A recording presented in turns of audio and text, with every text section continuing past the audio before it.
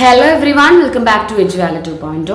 Plus 2 economics-il നിങ്ങൾക്ക് 2 മാർക്കിന്റെ questions അറിയില്ലെങ്കിൽ നമ്മൾ ഒരു വിധം 2 മാർക്കുകൾ ഇതിൽ കവർ ചെയ്യുന്നുണ്ട്. ക്വസ്റ്റ്യൻസ് മിസ് ചെയ്തിട്ടുണ്ട്, ആൻസേഴ്സ് മിസ് പറഞ്ഞു തരാണ് ചെയ്യുന്നത്. എല്ലാ 2 മാർക്ക് ക്വസ്റ്റ്യൻസും നമ്മൾ മാക്സിമം 2 സെന്റൻസ് അല്ലെങ്കിൽ 3 സെന്റൻസ് അധികം എഴുതേണ്ട ആവശ്യമില്ല കേട്ടോ. പ്രോബ്ലംസ് ഒക്കെ ആണെങ്കിൽ ഇപ്പം നമുക്ക് അതുപോലെ കണ്ടു കഴിഞ്ഞാൽ മതിയാവും. നോക്കി നോക്കാം ഏതൊക്കെയാണ് 2 മാർക്കിൻ്റെ ക്വസ്റ്റ്യൻസ് എന്നുള്ളത്. അതിന് മുമ്പ് നമ്മുടെ ചാനൽ സബ്സ്ക്രൈബ് ചെയ്യാത്തുണ്ടെങ്കിൽ സബ്സ്ക്രൈബ് ചെയ്യുക. നിങ്ങൾക്ക് എക്സാമിന് വേണ്ട എല്ലാ വീഡിയോസും നമ്മൾ അവൈലബിൾ ആണ്. നമുക്കിത് അക്കൗണ്ടൻസി ഒക്കെ വരുന്നുണ്ട്, അതിനൊക്കെ ഒരുപാട് വീഡിയോസ്. നിങ്ങൾക്ക് കുറച്ച് വീഡിയോസ് കണ്ടു കഴിഞ്ഞാൽ 20 മിനിറ്റൊക്കെ വീഡിയോസ് കണ്ടു കഴിഞ്ഞാൽ തന്നെ അത്യാവശ്യം മാർക്ക് കിട്ടുന്ന രീതിയിലാണ് നമ്മുടെ എക്സാം ഫോക്കസ് കേട്ടോ. സോ നമുക്ക് വീഡിയോയിലേക്ക് കിടക്കാം. ആദ്യമായിട്ട് നിങ്ങൾ പഠിക്കേണ്ടത് മൈക്രോ ഇക്കണോമിക്സ് ആൻഡ് മാക്രോ എക്കണോമിക്സിന്റെ എക്സാമ്പിൾസ് എഴുതാനായിട്ട് വരും. അപ്പം മൈക്രോ എന്ന് പറയുമ്പോൾ സ്മോൾ ആണ്. അവിടെ നമുക്ക് ഇൻകം ഓഫ് എ ഫേം, അല്ലെങ്കിൽ ഇൻകം ഓഫ് എ ഫാമിലി, അതുപോലെ തന്നെ കൺസ്യൂമർ ബിഹേവിയർ, പ്രൊഡക്ഷൻ ബിഹേവിയർ, സപ്ലൈയുടെ കാര്യങ്ങൾ. അപ്പോൾ ഒറ്റയ്ക്കുള്ള കാര്യങ്ങളാണ് മൈക്രോ. മാക്രോ എന്ന് പറഞ്ഞാൽ നാഷണൽ ലെവലാണ്. അതായത് നാഷണൽ ഇൻകം, അതുപോലെ തന്നെ ജനറൽ പ്രൈസ് ലെവൽ, GDP, അങ്ങനെയുള്ള വലിയ വലിയ കാര്യങ്ങൾ. അതായത് മൊത്തം നമ്മുടെ നാഷനെ കംപ്ലീറ്റ് ഉൾക്കൊള്ളിക്കാവുന്ന ടേമുകൾ കേട്ടോ. ദെൻ പബ്ലിക് ഗുഡ്സും പ്രൈവറ്റ് ഗുഡ്സും നമ്മൾ ഡിഫറൻസ് ചോദിച്ചിട്ടുണ്ട്. പബ്ലിക് ഗുഡ്സ് എന്ന് വെച്ചാൽ നോൺ റിവലർ ആണ്, അതുപോലെ തന്നെ നോൺ എക്സ്ക്ലൂഡബിൾ ആണ്, അത് കോമൺ യൂസിന് വേണ്ടി തരുന്നതാണ്. ഇത്രക്ക് പോയിന്റ് മതി കേട്ടോ, കോമൺ യൂസിന് വേണ്ടിയിട്ടുള്ളതാണ്. അതിന്റെ എക്സാമ്പിൾ പറയുകയാണെങ്കിൽ റോഡ്, പാർക്ക്, സ്ട്രീറ്റ്, അതൊക്കെ പറയാം. പ്രൈവറ്റ് എന്ന് പറഞ്ഞാൽ റിവലറി ആണ്, അതായത് മത്സരബുദ്ധി ഉള്ളതാണ്, വി ക്യാൻ എക്സ്ക്ലൂഡ് ചെയ്യാനായിട്ട് പറ്റും. ഒപ്പം തന്നെ അത് പ്രൈവറ്റ് യൂസ് ആണ്. എക്സാമ്പിൾ പറയുകയാണെങ്കിൽ car, house, fridge, TV, etcetera. Okay. Then സ്റ്റോക്കും ഫ്ലോയും നമ്മളുടെ ഡിഫറൻസ് ചോദിക്കാറുണ്ട്. സ്റ്റോക്ക് എന്ന് പറഞ്ഞാൽ at a particular point of ടൈമിൽ നമുക്ക് മെഷർ ചെയ്യാൻ പറ്റുന്ന വേരിയബിൾ ആണ്. At a particular point of ടൈമിൽ മെഷർ ചെയ്യാനായിട്ട് പറ്റും. ഫ്ലോ എന്ന് പറഞ്ഞാൽ ഓവർ എ പീരീഡ് ഓഫ് ടൈമിലാണ്. അതായത് നമുക്കൊരു പീരീഡ് ഓഫ് ടൈമിലാണ് നമുക്കത് മെഷർ ചെയ്യാനായിട്ട് സാധിക്കുക. ഇവിടെ ടൈം ലിമിറ്റ് ഉണ്ട്, ഇവിടെ നമുക്ക് ടൈം ലിമിറ്റ് ഇല്ല. നോ ടൈം ലിമിറ്റ് ഇല്ല. ഇവിടെ ഹാസ് ടൈം ലിമിറ്റ്, ഇവിടെ ടൈം ലിമിറ്റ് ഉണ്ട്. എക്സാമ്പിൾ പറയുകയാണെങ്കിൽ സ്റ്റോക്കിന്റെ എക്സാമ്പിൾ ഇപ്പോൾ വെൽത്ത്, ഇൻവെസ്റ്റ്മെന്റ് ഒക്കെ നമുക്ക് സ്റ്റോക്കാണ്. ഇവിടെ നമ്മൾ നോക്കുകയാണെങ്കിൽ പ്രോഫിറ്റ്, അതൊക്കെ നമുക്ക് ഫ്ലോ വേരിയബിൾ ആണ് കേട്ടോ.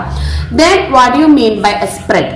നമുക്ക് ക്രിസ്മസ് എക്സാമിന് ചോദിച്ചിരുന്ന ഒരു ക്വസ്റ്റ്യൻ ആയിരുന്നു, എന്താണ് സ്പ്രെഡ് എന്നാണ്. 2 മാർക്കിനാണ് ആ ക്വസ്റ്റ്യൻ ചോദിച്ചിട്ടുണ്ടായിരുന്നത്.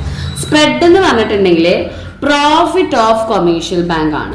അതായത് നമ്മുടെ കൊമേഴ്ഷ്യൽ ബാങ്കിന്റെ പ്രോഫിറ്റിനെ വിളിക്കുന്ന പേരാണ് സ്പ്രെഡ്. അപ്പോൾ എന്താണ് spread? It means lending rate, കടം കൊടുക്കുന്ന റേറ്റും ബോറോയിങ് റേറ്റും, നമ്മൾ കടം വാങ്ങുന്ന റേറ്റും തമ്മിലുള്ള difference. Lending rate minus borrowing rate is called spread. ഇത്ര എഴുതി വെച്ചാൽ മതി കേട്ടോ. സ്പ്രെഡ് എന്ന് പറയുന്നത് എന്താണ്? ലെൻഡിങ് റേറ്റും ബോറോയിങ് റേറ്റും തമ്മിലുള്ള ഡിഫറൻസ് ആണ്.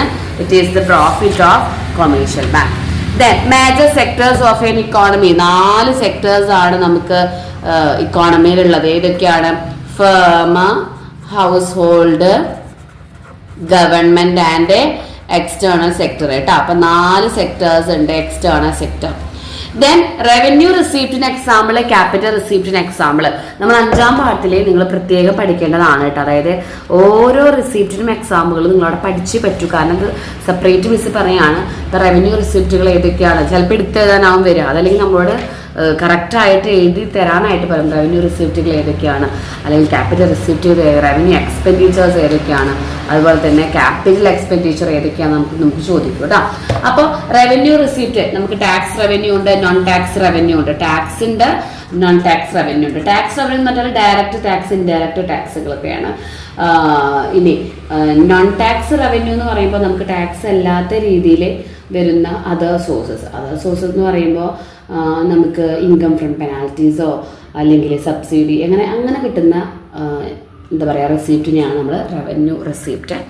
ക്യാപിറ്റൽ റെസിപ്റ്റ് എന്ന് പറയുമ്പോൾ നമുക്ക് എന്താ പറയുക, നമുക്ക് ഇൻകം ഫ്രം സ്മോൾ സേവിങ്സ് അല്ലെങ്കിൽ നാഷണൽ സേവിങ്സ്, പ്രൊവിഡൻറ്റ് ഫണ്ടുകൾ, PFകൾ, sale of share in public sector, അതൊക്കെ എക്സാമ്പിളാണ്. Sale of share in PSUs, public sector undertakings, അതൊക്കെ ക്യാപിറ്റൽ റിസീപ്റ്റ് ആണ് കേട്ടോ.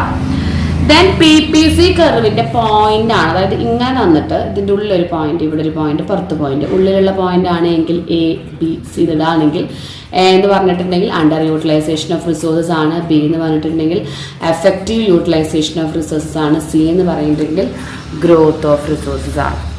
ഓക്കെ, എക്സ് ആൻഡ് എക്സ്പോസ്ഡ് എന്താണെന്ന് ചോദിക്കും. X and means and exposed means അത്രേ ഉള്ളൂ കേട്ടോ, അല്ലാതെ അതുമ്മ എക്സ്പ്ലനേഷൻ കൊടുത്തിങ്ങനെ എഴുതണ്ട, എല്ലാം 2 മാർക്ക് ക്വസ്റ്റ്യൻസ് ആണ്.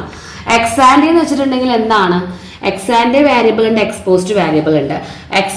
രണ്ടും ഡിറൈവ്ഡ് ഫ്രം ദ ലാറ്റിൻ വേർഡിൽ നിന്നാണ് രണ്ടും ഡിറൈവ് ചെയ്യുന്നത്. X and means planned value ആണ് അർത്ഥം. X and means what, planned or desired, അതായത് നമ്മൾ തീരുമാനിച്ച വാല്യൂ ആണ് എക്സ് ആൻഡ്. എക്സ്പോസ്ഡ് എന്ന് പറഞ്ഞാൽ എന്താണെന്നറിയോ, നമ്മൾക്ക് already actual or realized value, അതായത് നമ്മൾ പ്ലാൻ ചെയ്തതൊന്ന് കിട്ടിയതൊന്ന് അല്ലേ. So actual or realized value ആണ് എക്സ്പോസ്ഡ്. എക്സ് ആൻഡ് എന്ന് പറയുന്നത് പ്ലാൻഡ് ഓർ ഡിസൈഡ് ആണ്. Then tax revenue, non tax revenue നമ്മൾ ഓൾറെഡി പറഞ്ഞു. റവന്യൂ റിസിപ്റ്റിൽ ടാക്സ് റവന്യൂവിൽ നമുക്ക് എന്തൊക്കെയുണ്ട്, ഇൻഡയറക്റ്റ് ടാക്സ് ഉണ്ട്, ഡയറക്റ്റ് ടാക്സുകളുണ്ട്. നോൺ ടാക്സ് റവന്യൂ എന്ന് വെച്ചാൽ റവന്യൂ അല്ലാതെ കിട്ടുന്ന വരുമാനങ്ങൾ, അതായത് income from fees or penalties, income from fine, penalties, അതൊക്കെ നമുക്ക് ഇതിൻ്റെ വേറൊരു റവന്യൂ ആയിട്ട് നമുക്ക് കണക്കാക്കാം. ദെൻ സപ്ലൈ കർവിന്റെ ഡിറ്റർമിനൻസ്, 3 ഡിറ്റർമിനൻസ് ആണ് സപ്ലൈ കർവിനുള്ളത്. ഏതൊക്കെയെന്നറിയാം, യൂണിറ്റ് ടാക്സ്, പെർ യൂണിറ്റിന്റെ ടാക്സ് റേറ്റ്, ഇൻപുട്ടിന്റെ price, input price, then technology, ഇതൊക്കെ നമുക്ക് സപ്ലൈ കർവിനെ ബാധിക്കുന്ന ഫാക്ടേഴ്സ് ആണ്. റിയൽ ഫ്ലോ, മണി ഫ്ലോ എടുത്ത് എഴുതാൻ പറയും. നമുക്ക് സർക്കുലർ ഫ്ലോ ഓഫ് ഇൻകം തന്ന റിയൽ ഫ്ലോ എന്ന് പറഞ്ഞാൽ മണി അല്ലാത്ത സാധനങ്ങൾ ഏതാണ്, goods and services real flow ആണ്. അതുപോലെ തന്നെ ഫാക്ടർ സർവീസസുകൾ റിയൽ ഫ്ലോ ആണ്. മണി ഫ്ലോ എന്ന് പറയുമ്പോൾ ഗുഡ്സ് ആൻഡ് സർവീസസിന്റെ spending on goods and services, അതല്ലെങ്കിൽ expenditure on goods and services, സാധനങ്ങൾ വാങ്ങുമ്പോഴുള്ള നമ്മുടെ വിലയാണ് സ്പെൻഡിങ്. ഫാക്ടർ സർവീസസിന് കൊടുക്കുന്ന ഫാക്ടർ പേയ്മെന്റുകളാണ് money flow. Okay, then positive and normative analysis, ഇത് രണ്ടും ബോത്ത് ആർ ഇക്കണോമിക് അനാലിസിസ്, രണ്ടും ഇക്കണോമിക് അനാലിസിസ് ആണ്. ഇനി ഇവിടെ എന്താ പറയാനുള്ളത്, ഇവിടെ പോസിറ്റീവില് എന്താ നമ്മൾ പറയുന്നത്, വാട്ട് ഇറ്റ് ഈസ് എന്നാണ്, നമ്മളൊരു പ്രോബ്ലത്തിന് വാട്ട് ഇറ്റ് ഈസ് എന്നാണ്. ഇവിടെ വാട്ട് ഓട്ട് ടു ബി, ഇതാണ് ഒരു ഡിഫറൻസ്. എന്തായിരിക്കണം, ഇവിടെ നമുക്ക് ജഡ്ജ്മെന്റ് ഒന്നുമില്ല, ഇവിടെ വാല്യൂ ജഡ്ജ്മെന്റ് ഇല്ല, ഇവിടെ ജഡ്ജ്മെന്റ് ഉണ്ട് കേട്ടോ. 2 സെന്റൻസ് മതി. MPCയും MPSും എന്താണ്, MPCന്റെ ഫുൾ ഫോം എഴുതി വെക്കുക, marginal propensity to consume, marginal propensity to consume ആണ് MPC. MPSO marginal propensity to savings ആണ്.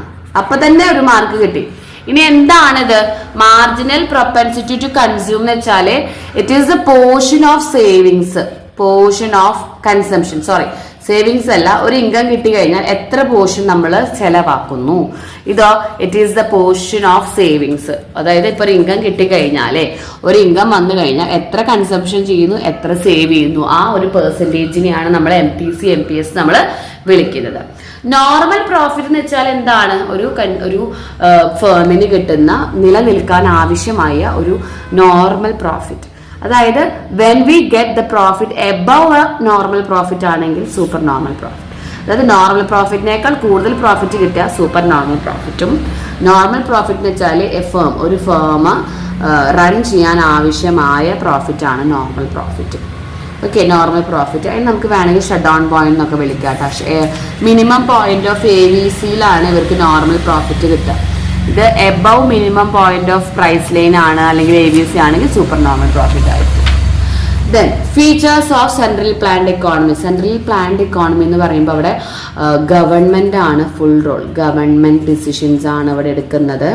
പിന്നെ പബ്ലിക് സെക്ടർ മാത്രമേ ഉള്ളൂ, പ്രൈവറ്റ് സെക്ടേഴ്സ് ഇല്ല.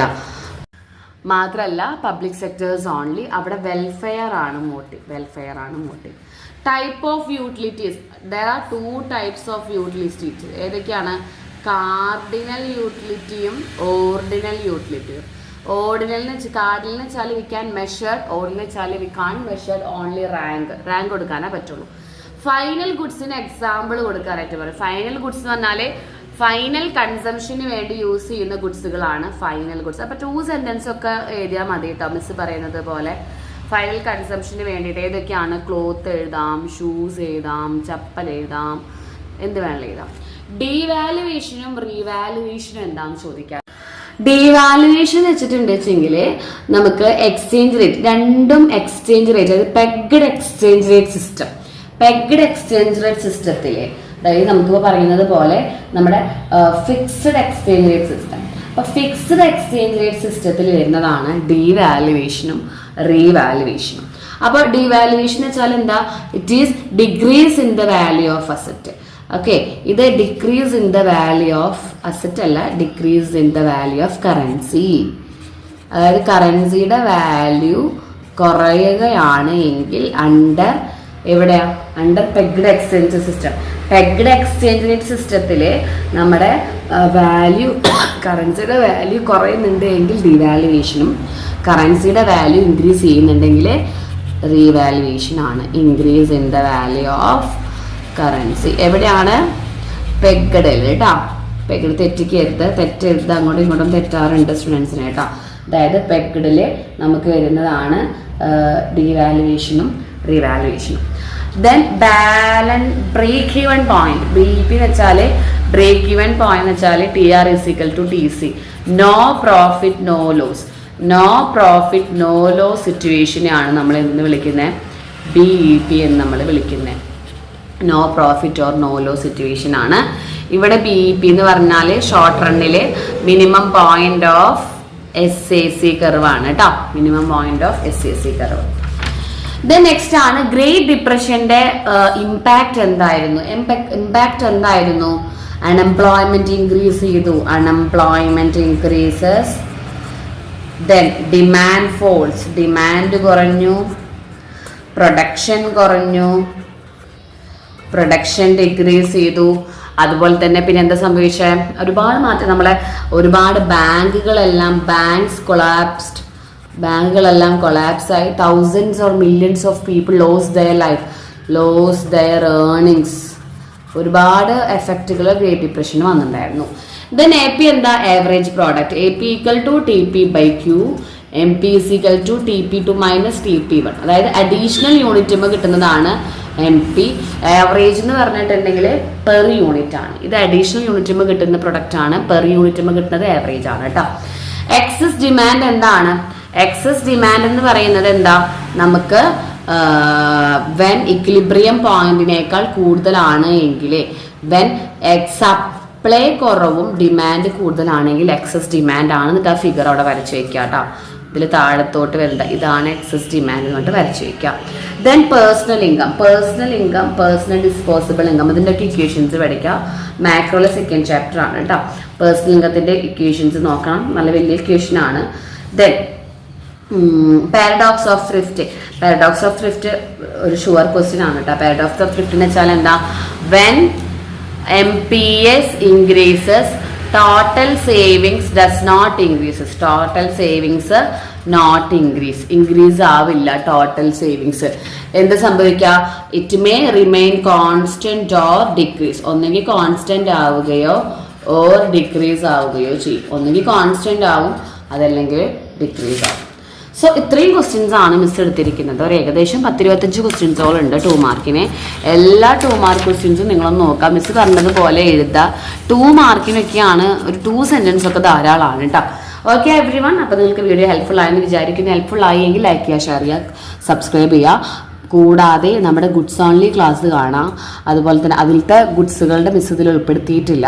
അതുപോലെ കർവ് ഓൺലി ക്ലാസ്സുകളുണ്ട്, പ്രോബ്ലംസ് ഓൺലി ക്ലാസ്സുകളുണ്ട്, ചാപ്റ്റർ വൈസ് ക്ലാസ്സുകളുണ്ട്, 8 മാർക്കിൻ്റെ essay ക്വസ്റ്റ്യൻസ് ഉണ്ട്. പിന്നെ പാസ് ആവാനും ഡബിൾ പാസ് ആവാനും എല്ലാവർക്കും പറ്റുന്ന രീതിയിലുള്ള ഒരു വീഡിയോ അപ്ലോഡ് ചെയ്തിട്ടുണ്ട് കേട്ടോ. സോ എല്ലാവരും കാണാം, മാക്സിമം ഷെയർ ചെയ്യുക. Okay dear student, thank you so much.